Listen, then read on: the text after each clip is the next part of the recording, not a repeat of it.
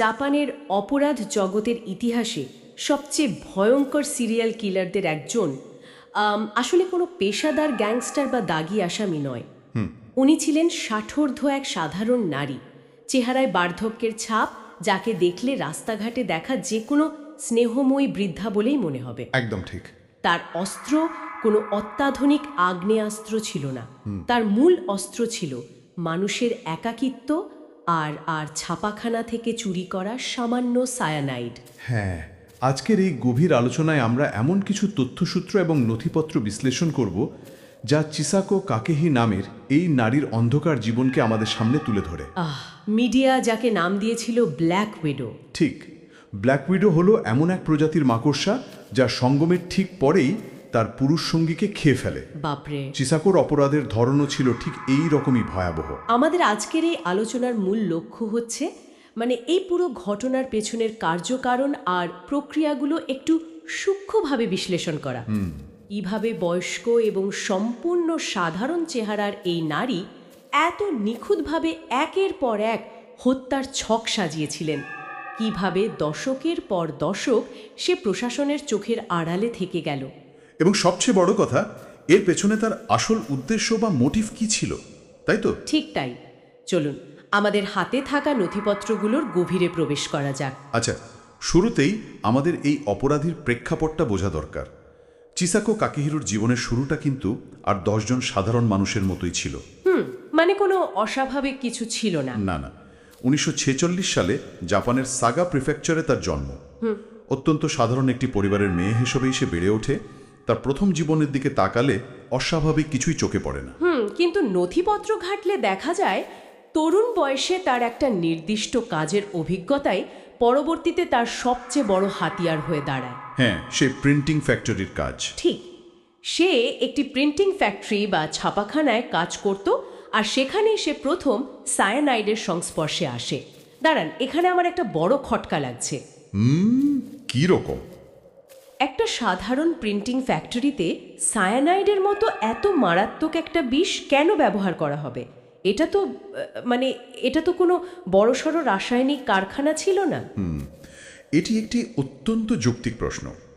বিষয়টা পরিষ্কার করা দরকার। আসলে সে সময়কার প্রিন্টিং বা ছাপাখানার ইন্ডাস্ট্রিতে ফটোগ্রাফিক ডেভেলপমেন্টের কাজ হতো। আচ্ছা। এবং কিছু নির্দিষ্ট ধাতব প্লেট বা মেটেরিয়াল পরিষ্কার করার জন্য সায়ানাইড কম্পাউন্ড ব্যবহার করা হতো। ও আচ্ছা, ক্লিনিং এজেন্ট হিসাবে। হ্যাঁ, এটা খুব সাধারণ একটা ইন্ডাস্ট্রিয়াল রাসায়নিক হিসেবেই সেখানে মজুদ থাকতো। চিসাকো খুব সম্ভবত এই সুযোগটাকেই কাজে লাগিয়েছিল। অত্যন্ত সুকৌশলে সেখান থেকে সায়ানাইড নিজের কাছে লুকিয়ে রেখেছিল সে। তার সেই তরুণ বয়সেই এই বিষের সাথে তার পরিচয় ঘটে। কিন্তু তারপর তো অনেক বছর কেটে যায়। হ্যাঁ, বেশ অনেক বছর। 1969 সালে সে প্রথমবার বিয়ে করে। সেই দাম্পত্য জীবন বেশ দীর্ঘ ছিল, প্রায় 25 বছর তারা একসঙ্গে কাটায়। তারপর 1994 সালে তার প্রথম স্বামী অসুস্থতার কারণে মারা যায়। আমার প্রশ্ন হলো, এই 25 বছর সে কি করলো? আপনি বলতে চাইছেন? পুরো বিষয়টা শুনলে মনে হয়, ধরুন যৌবনে কুড়িয়ে পাওয়া একটা মারণাস্ত্র কেউ যেন স্রেফ পকেটে নিয়ে ঘুরছে দশকের পর দশক। চমৎকার একটা তুলনা। সে কি শুধু একটা পারফেক্ট সুযোগের অপেক্ষায় ছিল, নাকি এই সায়ানাইড এত বছর ধরে কার্যকর থাকে? আসলে সায়ানাইডের রাসায়নিক গঠন যদি সঠিক তাপমাত্রায় এবং শুষ্ক পরিবেশে রাখা যায়, তবে এটি দীর্ঘ সময় ধরে তার বিষাক্ত গুণাগুণ ধরে রাখতে পারে। তবে আপনার প্রথম পয়েন্টটি অত্যন্ত তীক্ষ্ণ, ওই সুযোগের অপেক্ষার বিষয়টা। হ্যাঁ, প্রথম স্বামী মৃত্যুর পর চিসাকো যখন একা হয়ে গেল, তখন সে নতুন সঙ্গী খুঁজতে শুরু করে। কিন্তু এই খোঁজার মধ্যে কোনো আবেগের জায়গা ছিল না। আচ্ছা।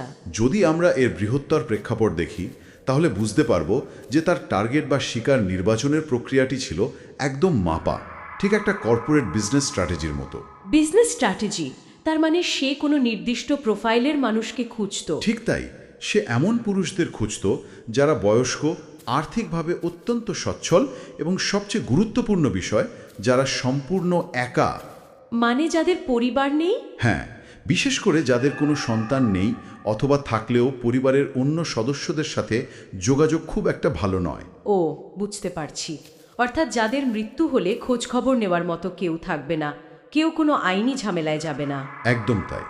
এটি কোনো রোম্যান্টিক সম্পর্ক খোঁজার চেষ্টা ছিল না, বরং এটি ছিল অর্থনৈতিক শোষণের একটি নিখুঁত নীলনকশা। শিউরে ওঠার মতো। বয়স্ক এবং নিঃসঙ্গ মানুষেরা জীবনের শেষ বেলায় একটু মনোযোগ বা ভালোবাসার জন্য মানসিকভাবে খুব দুর্বল অবস্থায় থাকেন।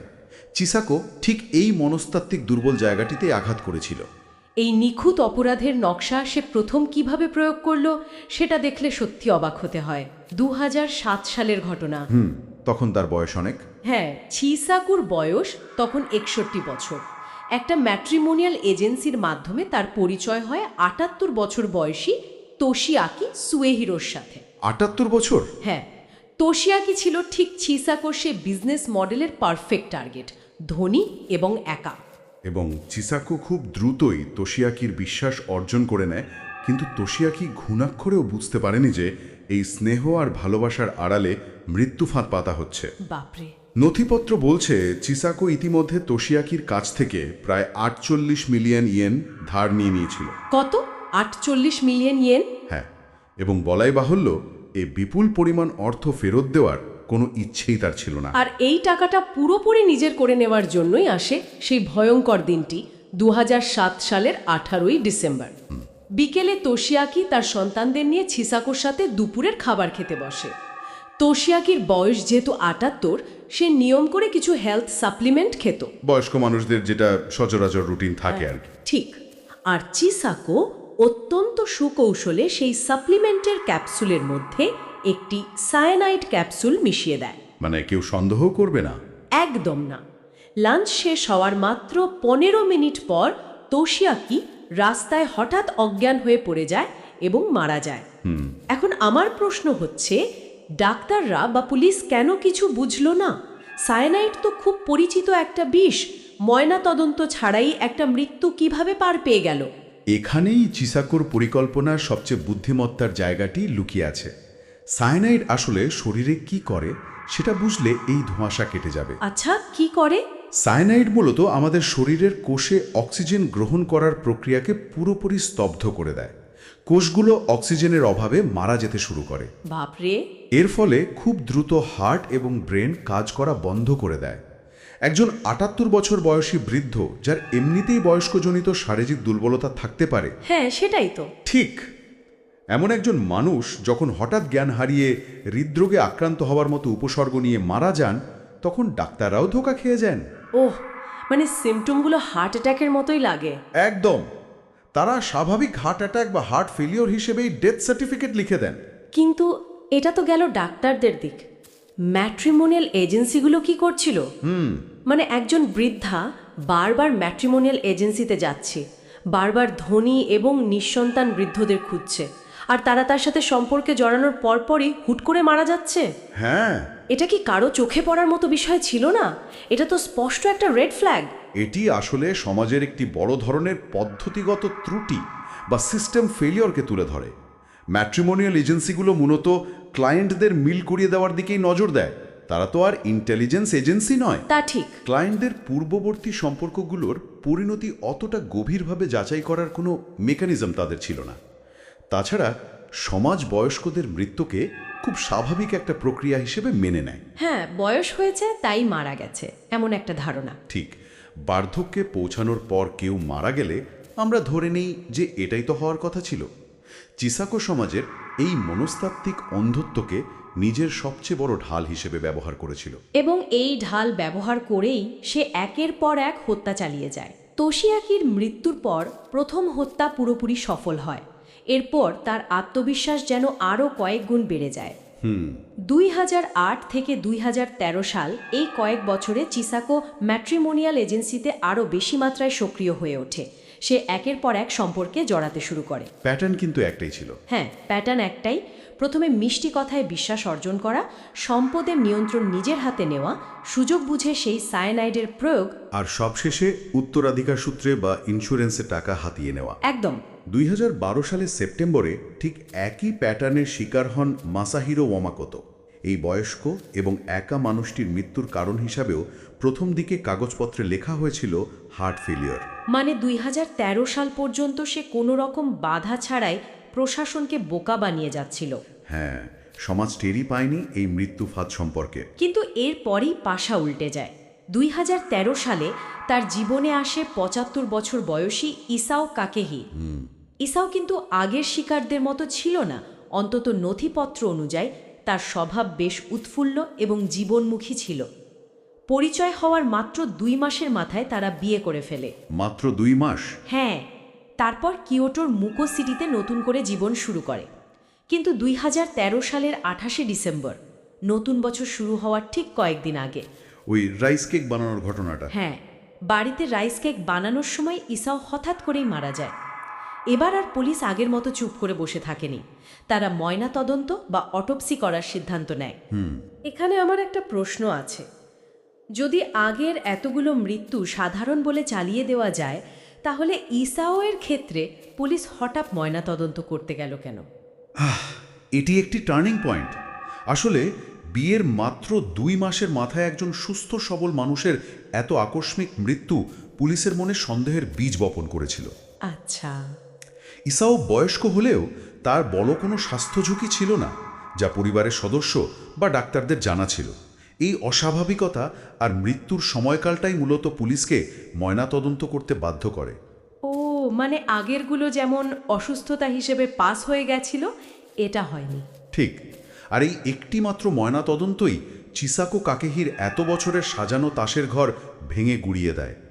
ইসাওয়ের রক্তে মারাত্মক মাত্রায় সায়ানাইডের উপস্থিতি ধরা পড়ে। ভাবলে অবাক লাগে, দশকের পর দশক ধরে চলতে থাকা এত নিখুঁত একটা অপরাধ সাম্রাজ্য কেবল একটা ছোট্ট মেডিকেল সিদ্ধান্তের কারণে কিভাবে হুড়মুড় করে ভেঙে পড়ল। একদম। ময়নাতদন্তের রিপোর্ট হাতে আসার পর পুলিশের দৃষ্টিভঙ্গি পুরোপুরি বদলে যায়।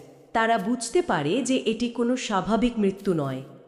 তদন্তকারীরা তখন পেছনের দিকে তাকাতে শুরু করেন। হ্যাঁ, তখন চিসাকোর অতীত সম্পর্কগুলো, তার প্রাক্তন প্রেমিক বা স্বামীদের মৃত্যু, সবকিছু নতুন করে তদন্তের আওতায় আসে। এবং তদন্ত করতে গিয়ে প্রতিটি মৃত্যুর ক্ষেত্রে পুলিশ সেই একই ভয়ঙ্কর প্যাটার্ন খুঁজে পায়। এরপরই পুলিশ চিসাকোর বাড়িতে তল্লাশি চালায়। জানেন তদন্তকারীরা কোথায় প্রমাণ পেয়েছিল? কোথায়?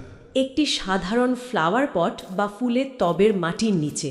বাপরে, ফুলের টবে সায়ানাইড? হ্যাঁ, সেখানে লুকানো ছিল একটি ছোট প্লাস্টিক ব্যাগ, আর সেই ব্যাগের ভেতরে মজুদ ছিল সায়ানাইড, একদম চোখের সামনে, অথচ অত্যন্ত নিরাপদে লুকিয়ে রাখা। কি ঠান্ডা মাথার অপরাধী!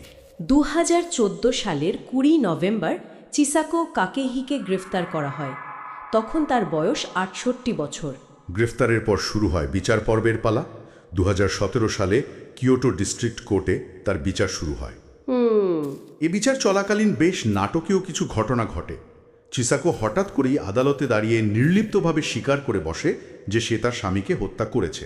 কিন্তু আবার তো সেটা পাল্টেও ফেলেছিল, তাই না? হ্যাঁ, মাত্র 2 দিন পরেই আবার সেই স্বীকারোক্তি প্রত্যাহার করে নেয়।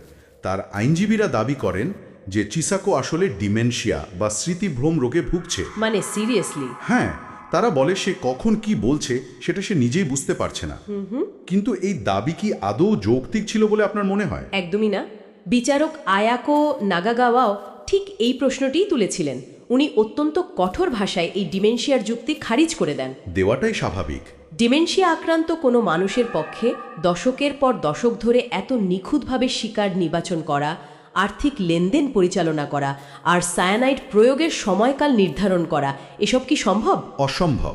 বিচারক তার রায়ে স্পষ্ট করে বলেন যে আসামি অত্যন্ত ঠান্ডা মাথায় তার শিকারদের নিঃসঙ্গতা এবং বিশ্বাসের সুযোগ নিয়েছে। এটি একটি সম্পূর্ণ পরিকল্পিত অপরাধ। শেষ পর্যন্ত 2017 সালের 7 নভেম্বর আদালত তাকে মৃত্যুদণ্ড প্রদান করে। এই পুরো বিচার পর্ব এবং তার অপরাধের পেছনের আর্থিক লেনদেনের হিসেবটা জানলে সত্যি স্তম্ভিত হয়। আসাহি নিউজের একটি রিপোর্ট অনুযায়ী, হ্যাঁ, টাকার অঙ্কটা তো বিশাল। এই হত্যাকাণ্ডগুলো ঘটিয়ে চিসাকো প্রায় 500 মিলিয়ন থেকে 800 মিলিয়ন ইয়েন আয় করেছিল। বাপরে বাপ! এটি বিপুল পরিমাণ অর্থ। কিন্তু সবচেয়ে আশ্চর্যের বিষয় হলো এই টাকা সে কি করেছিল জানেন? নথিপত্র বলছে সে এই বিপুল পরিমাণ অর্থ শেয়ার বাজার বা ফিনান্সিয়াল ট্রেডিংয়ে বিনিয়োগ করেছিল। ঠিক, কিন্তু বিনিয়োগ বলাটা হয়তো ভুল হবে। সে মূলত ডে ট্রেডিং বা অত্যন্ত ঝুঁকিপূর্ণ শেয়ার বাজারে জুয়া খেলার মতো করে এই কোটি কোটি টাকা উড়িয়ে দিয়েছিল। জাস্ট উড়িয়ে দিয়েছিল? এতগুলো খুন করে? হ্যাঁ, মানুষের জীবনের বিনিময়ে পাওয়া টাকা সে অত্যন্ত খামখেয়ালিভাবে স্টক মার্কেটে নষ্ট করেছে। মানুষের জীবন তার কাছে যেন স্রেফ একটা ঝুঁকিপূর্ণ স্টক অপশন ছাড়া আর কিছুই ছিল না। এটা তো সাংঘাতিক। শেয়ারে লোকসান হচ্ছে, কোনো ব্যাপার না, আরেকটা জীবন কেড়ে নেব, আরেকটা ইন্স্যুরেন্সের টাকা আসবে, বিষয়টা যেন এমন একটা নির্লিপ্ত রুটিন ব্যবসায় পরিণত হয়েছিল। এটা কোনো মানসিক বিকারগ্রস্ত খুনির কাজ নয়, এটা একজন ঠান্ডা মাথার অর্থনৈতিক শিকারীর কাজ। এটি সত্যিই তার মনস্তত্ত্বের এক চরম শীতল দিক তুলে ধরে। তবে এই ঘটনাকে কেবল একজন ব্যক্তির অপরাধ হিসেবে দেখলে আমরা মূল চিত্রটা মিস করব, তাই না? একদম ঠিক বলেছেন। এই ঘটনার একটি বৃহত্তর সামাজিক প্রেক্ষাপট রয়েছে যা আমাদের গভীরভাবে বিশ্লেষণ করা প্রয়োজন। চিসাকো কাকেহির এই ঘটনাটি আসলে জাপানের সমাজ ব্যবস্থার একটি বড় পদ্ধতিগত দুর্বলতাকে আয়নার মতো আমাদের সামনে তুলে ধরেছে। জাপানের সমাজ ব্যবস্থার দুর্বলতা বলতে আপনি ঠিক কোন দিকটার প্রতি ইঙ্গিত করছেন? দেখুন, জাপানে বর্তমানে বয়স্ক মানুষের জনসংখ্যা অত্যন্ত দ্রুত হারে বাড়ছে। একটি বড় অংশের বৃদ্ধ বৃদ্ধা সম্পূর্ণ একা জীবন কাটাচ্ছেন, যাকে জাপানি ভাষায় কোদোকুশি বা নিঃসঙ্গ মৃত্যুর সংস্কৃতির সাথে তুলনা করা যায়। হ্যাঁ, এটা একটা বড় সমস্যা ওখানে। তাদের সন্তানরা হয়তো কাজের সূত্রে দূরে থাকেন বা অনেকের হয়তো পরিবারই নেই। একাকিত্বের এই চরম পর্যায়ে এসে তারা একটু কথা বলার মানুষ খোঁজেন। অনেকেই ম্যাট্রিমোনিয়াল এজেন্সিগুলোতে নিজেদের জন্য একজন সঙ্গী খোঁজার চেষ্টা করেন। আর চিসাকো ঠিক এই চরম একাকিত্বের দুর্বলতাকেই কাজে লাগিয়েছিল। অর্থাৎ এই অপরাধের মূল চালিকা শক্তি শুধু চিসাকোর লোভ ছিল না, বরং সমাজের তৈরি করে দেওয়া এই নিঃসঙ্গতাও তাকে সুযোগ করে দিয়েছিল। হ্যাঁ, যাকে আমরা লাভ স্ক্যাম বলি। তার শিকাররা কিন্তু বোকা ছিলেন না, তারা শুধু জীবনের পড়ন্ত বেলা এসে একটু সঙ্গ চেয়েছিলেন। ঠিক। আর এই চাওয়ার সুযোগ নিয়েই চিসাকো তাদের সাথে এই মারাত্মক প্রতারণা করেছে। নথিপত্রে দেখা যায় এই ঘটনা জানাজানি হওয়ার পর জাপান সরকার ম্যাট্রিমোনিয়াল এজেন্সিগুলোর নিয়মনীতি আরও কঠোর করতে বাধ্য হয়। বয়স্কদের সাথে হওয়া এই ধরনের লাভ স্ক্যাম নিয়ে তো জাতীয় পর্যায়ে বড় ধরনের সচেতনতাও তৈরি হয়। ঠিক তাই। সমাজ যখন তার বয়স্ক নাগরিকদের সুরক্ষার জাল তৈরি করতে ব্যর্থ হয়, তখন চিসাকো কাকেহির মতো শিকারীরা সেই ফাঁক ফোকর দিয়ে প্রবেশ করে। তবে চিসাকোর পরিণতিটাও তার অপরাধের মতোই এক নিস্তব্ধ সমাপ্তি টেনেছিল। তাকে মৃত্যুদণ্ড দেওয়া হয়েছিল ঠিকই, কিন্তু ফাঁসির আদেশ কার্যকর হওয়ার আগেই তার জীবন অবসান ঘটে। ওহ, জেলেই মারা যায়? হ্যাঁ, 2024 সালের 26শে ডিসেম্বর ওসাকা ডিটেনশন সেন্টারে নিজের সেলের ভেতর তাকে মৃত অবস্থায় পাওয়া যায়। আচ্ছা। মৃত্যুকালে তার বয়স হয়েছিল 78 বছর। ধারণা করা হয় বার্ধক্যজনিত অসুস্থতার কারণেই তার মৃত্যু হয়েছে। কি অদ্ভুত একটা সমাপতন, তাই না? কেন বলুন তো? ঠিক যেভাবে তার শিকাররা কোনো ধরনের সতর্কতা ছাড়াই একেবারে আচমকা মৃত্যুর কোলে ঢলে পড়েছিলেন, চিসাকোর নিজের জীবনের সমাপ্তিও ঠিক সেভাবেই ঘটল। জেলের 4 দেওয়ালের মাঝে সম্পূর্ণ একা, নীরবে। প্রকৃতির বিচার বোধহয় এমনই হয়। আইনি প্রক্রিয়ায় তার ফাঁসি হয়তো কার্যকর হয়নি, কিন্তু নিজের তৈরি করা নিঃসঙ্গতার পরিণতি থেকে সে পালিয়েও বাঁচতে পারেনি। আজকের এই দীর্ঘ আলোচনা আমাদের মানুষের মনস্তাত্ত্ব আর সমাজের এক অদ্ভুত অন্ধকার দিকের সামনে দাঁড় করিয়ে দেয়। একদম। তবে যাওয়ার আগে একটা সম্পূর্ণ নতুন দৃষ্টিকোণ থেকে বিষয়টা একটু ভাবার মতো। আমরা এতক্ষণ একাকিত্ব এবং আইনি ফাঁকফোকর নিয়ে কথা বললাম, কিন্তু চিসাকো কাকেহি কিভাবে এতগুলো বছর পুলিশের চোখে ধুলো দিতে পারল, তার পেছনে কি আমাদের সমাজের এক গভীর মানসিক পক্ষপাতিত্ব বা বায়াস কাজ করেনি? অত্যন্ত চমৎকার একটি পয়েন্ট। আপনি জেন্ডার বা বয়সজনিত স্টিরিওটাইপের কথা বলছেন, তাই তো? ঠিক তাই। সমাজ বয়স্ক নারীদের সবসময় স্নেহময়ী মা বা দিদিমা হিসেবে দেখতে অভ্যস্ত। হ্যাঁ, আমরা অবচেতনভাবেই ধরে নিই যে বার্ধক্যে পৌঁছানো একজন নারী স্বভাবতই যত্নশীল এবং নিরীহ হবেন। চিসাকো কি শুধু একাকিত্বের সুযোগ নিয়েছিল, নাকি আমাদের সমাজের এই স্নেহময়ী বৃদ্ধাসুলভ পক্ষপাতিত্বই তাকে একটা অদৃশ্য বর্ম পরিয়ে দিয়েছিল? খুব ভাবার মতো কথা। যে বর্মের কারণে পুলিশ, ম্যাট্রিমোনিয়াল এজেন্সি বা ডাক্তাররা একজন বয়স্ক নারীর ভেতরে কোনো ভয়ঙ্কর খুনিকে কল্পনাও করতে পারেনি। অপরাধীর কোনো নির্দিষ্ট বয়স বা চেহারা হয় কিনা, এবং আমাদের এই সামাজিক দৃষ্টিভঙ্গি অপরাধীদের সবচেয়ে বড় ঢাল হয়ে উঠছে কিনা, সেটা নিয়ে গভীরভাবে ভাবার সময় হয়তো এসে গেছে। এই প্রশ্নটি সমস্ত শ্রোতাদের চিন্তার জন্য রেখে আজকের মতো আমাদের এই তথ্যানুসন্ধান এখানেই শেষ করছি।